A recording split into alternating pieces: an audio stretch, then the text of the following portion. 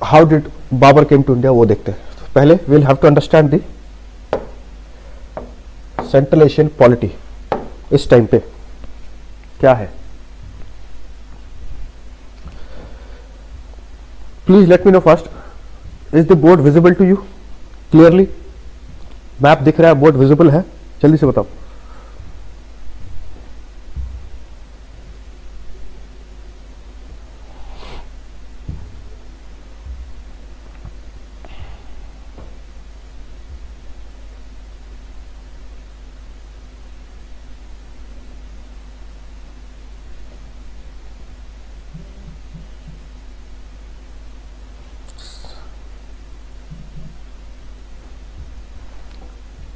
Okay चलिए, बाबर कौन था पहले यहां पे आते हैं।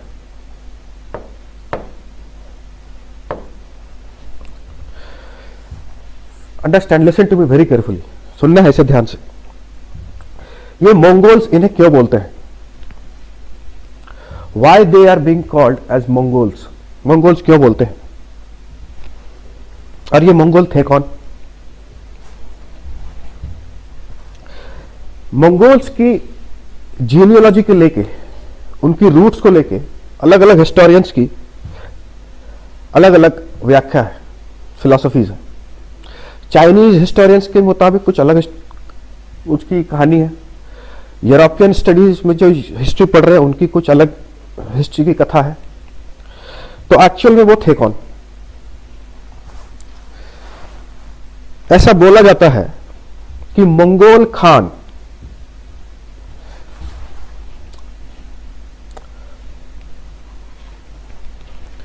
इस चीज को समझते हैं। मंगोल खान जो कि इस पार्ट पे रूल कर रहा था,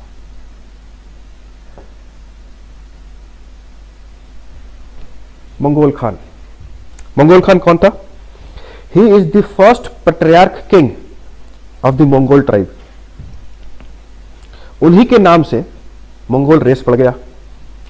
and the word Mongol is derived from a word Mong. Mong means brave, a dare devil. तो Mongol Khan he was in conflict with the Chinese dynasty, Chin dynasty at that point in time in China. Chin dynasty के साथ थे वो, तो उनके साथ conflict होती थी और हमेशा ये चाइनीज डायनेस्टी जो है वो मंगोल्स को परेशान करते थे, उनके साथ कॉन्फ्लिक्ट होता था। तो Mongol Khan was to subjugate the Chinese empire या Chinese king, and he was able to establish his own dynasty, that is Mongol dynasty. Mongol Khan के ही नाम पे उसके रेस का नाम पड़ गया मंगोल्स। ठीक है। और ये मंगोल्स थे कौन? कौन सी ट्राइब इन्हें बोला जाता है? इनको बोला जाता है इस टाइम पे, ध्यान रखना है, इस मैप को यहां पे देखिएगा, ये वाली जो रीजन है सेंट्रल एशिया वाली, यहां पे ये पूरी एरियाज पे एक रेस था जिसे बोला जाता है तातर्स।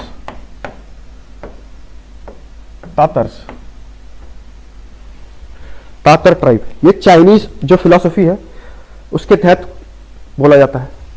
तो इस सेंट्रल एशिया पे भी और इस मंगोल वाले रीजन पे भी, कुछ चाइना का पार्ट भी है, यहां पे जो रेस रहते थे उसे बोला जाता था तातर्स।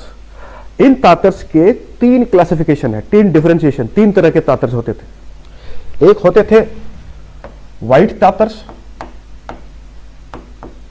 एक होते थे ब्लैक तातर्स, एक होते थे वाइल्ड तातर्स।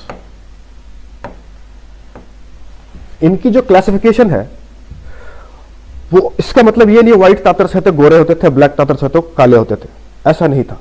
इनकी क्लासिफिकेशन इनकी सिविलाइजेशनल डेवलपमेंट के ऊपर थी कि कौन से लोग कितने ज्यादा सिविलाइज्ड हैं। इसके बेसिस पे ये क्लासिफिकेशन चाइनीज हिस्टोरियंस करते हैं। ठीक है।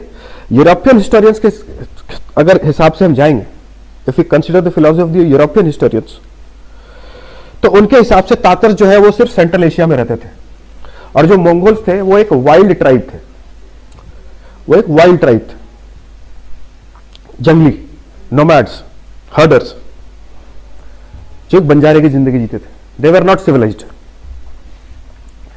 तो जो वाइल्ड तातर है, जो व्हाइट तातर है, सबसे पहली क्लासिफिकेशन व्हाइट तातर, जो चाइना के पास रहते थे, यहाँ पे किर्गिस्तान और ताजिकिस्तान वाले रीजन पे जो तातर्स है, और जिन्होंने चाइनीज इन्फ्लुएंस में आके चाइनीज कल्चर को अपनाया, वो है व्हाइट तातर्स। ठीक है। उसके बाद ये कजाकिस्तान, ऊपर उज्बेकिस्तान, किर्गिस्तान में और भी एक तातर ट्राइब जिसे बोला जाता है, उन्हें बोला जाता है ब्लैक तातर्स।